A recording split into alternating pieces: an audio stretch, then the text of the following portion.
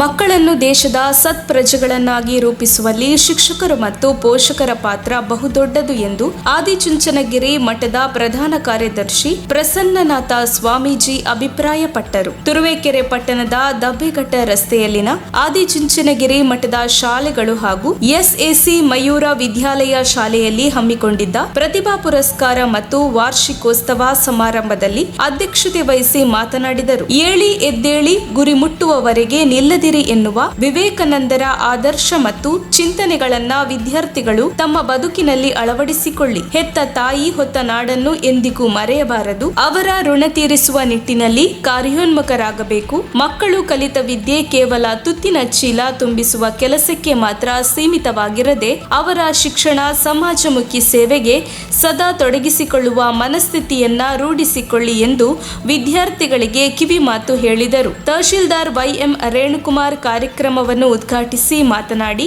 ಮಕ್ಕಳಿಗೆ ಶೈಕ್ಷಣಿಕ ಶಿಸ್ತಿನ ಜ್ಞಾನದ ಜೊತೆಗೆ ಸಂಸ್ಕೃತಿ, ಆಚಾರ, ವಿಚಾರ, ಪರಂಪರೆಗಳ ಅರಿವಿರಬೇಕು. ವಿದ್ಯೆಯ ಜೊತೆಯಲ್ಲೇ ವಿನಯ, ಸಹನೆ, ನಂಬಿಕೆ, ಸಮಾನತೆ, ಸಹಬಾಳ್ವೆಯಂತಹ ಸಾಮಾಜಿಕ ಮೌಲ್ಯಗಳನ್ನ ಮಕ್ಕಳು ತಮ್ಮ ಬದುಕಿನಲ್ಲಿ ಮೈಗೂಡಿಸಿಕೊಳ್ಳಬೇಕಿದೆ ಎಂದರು. ಇದೇ ವೇಳೆ ಕಳೆದ ಸಾಲಿನ ಎಸ್ಎಸ್ಎಲ್ಸಿಯಲ್ಲಿ ಅತಿ ಹೆಚ್ಚು ಅಂಕ ಪಡೆದ ಮಕ್ಕಳು ಹಾಗೂ ಕ್ರೀಡಾಕೂಟದಲ್ಲಿ ರಾಜ್ಯ ಹಾಗೂ ರಾಷ್ಟ್ರ ಮಟ್ಟದಲ್ಲಿ ಸಾಧನೆ ಮಾಡಿದ ಮಕ್ಕಳನ್ನ ಸಂಸ್ಥೆಯ ವತಿಯಿಂದ ಸನ್ಮಾನಿಸಲಾಯಿತು. ಮಕ್ಕಳಿಂದ ನಡೆದ ಸಾಂಸ್ಕೃತಿಕ ಕಾರ್ಯಕ್ರಮ ಎಲ್ಲರ ಮೆಚ್ಚುಗೆ ಪಡೆಯಿತು. ಈ ಸಂದರ್ಭದಲ್ಲಿ ಪಟ್ಟಣ ಪಂಚಾಯಿತಿ ಅಧ್ಯಕ್ಷ ಪ್ರಭಾಕರ್, ತುಮುಲ್ ಅಧ್ಯಕ್ಷ ಸಿವಿ ಮಹಲಿಂಗಯ್ಯ, ಆದಿಚುಂಚನಗಿರಿ ಶಿಕ್ಷಣ ಟ್ರಸ್ಟ್ನ ಆಡಳಿತಾಧಿಕಾರಿ doctor A T Shivaram, professor Puttarangappa, CRP Lokesh, ಮುಖ್ಯ ಶಿಕ್ಷಕ ಜಯದೇವ ಮೂರ್ತಿ, ಶಿಕ್ಷಕರಾದ ವಿಮಲಾ, ರೇಖಾ, ಸೌಮ್ಯ, ಬಿಕೆ ನಾಗೇಶ್, ರಾಧಾ, ಲತಾ, ಮಮತಾ, ಶ್ರುತಿ ಇನ್ನಿತರರು, ಸಿಬ್ಬಂದಿ ವರ್ಗ, ಪೋಷಕರು ಪಾಲ್ಗೊಂಡಿದ್ದರು. ವರದಿ ಸುರೇಶ್ ಬಾಬು, ಎಂ, ತುರುವೇಕೆರೆ. ಪರಿಪೂರ್ಣವಾಗಿ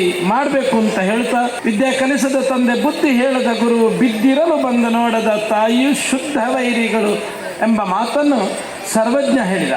ಹಾಗಾಗಿ ಸರ್ವಜ್ಞನ ವಾಕ್ಯದಂತೆ ಒಳ್ಳೆಯ ವಿದ್ಯೆ, ಬುದ್ಧಿ, ಸಂಸ್ಕಾರ, ಸಂಸ್ಕೃತಿಯನ್ನು ಕೊಡದಿದ್ದರೆ ಖಂಡಿತವಾಗಿಯೂ ತಂದೆ ತಾಯಿ, ಗುರುಗಳು ಆ ಮಕ್ಕಳಿಗೆ ಅನ್ಯಾಯ ಮಾಡಿದಂತಾಗುತ್ತೆ ಅಂತ ಹೇಳುವಂಥ ಮಾತು, ಅದು ಸರ್ವಜ್ಞನ ವಚನ ಅಕ್ಷರಶಃ ಸತ್ಯ ಅಂತ ಅನ್ನಿಸ್ತಾ ಇದೆ.